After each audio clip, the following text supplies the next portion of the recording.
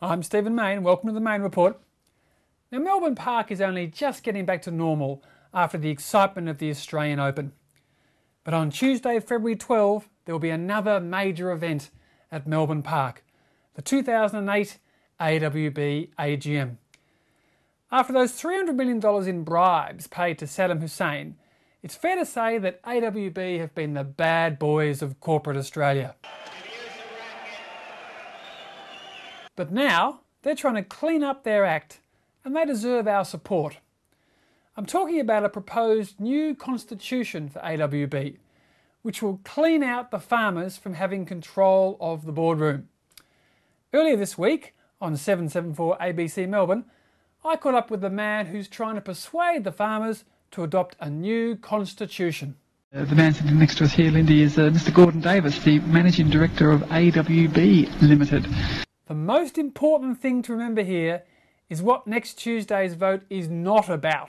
I think the single desk is dead, but it hasn't quite been buried, and that's probably the last element of debate. The government has been clear on their intentions, and we expect to see new legislation by the 30th of June.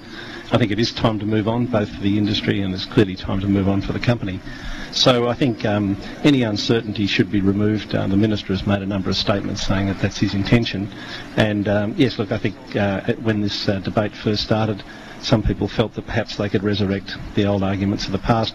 But really, whether there's a single desk or not has nothing to do with AWB. That's a question for the growers and the government. Unfortunately for Gordon, he's got a very big fight on his hands. What happens if you get rolled next week, Gordon? As I actually think you probably will. 75% is going to be tough. If your farmer shareholders tell you to get nicked on this one, what do you do? Well, the proposition, whether it's good for the company, won't change. So I'd imagine we'd revisit the issue later in the year when there is more certainty, when there is black letter law, and I'd certainly be encouraging the board to come back with very similar propositions. So you'll come back and have another go? Too right. So there you have it. If the recalcitrant farmers from WA and parts of New South Wales successfully stymie this vote, we'll just have a new resolution to vote on later in the year.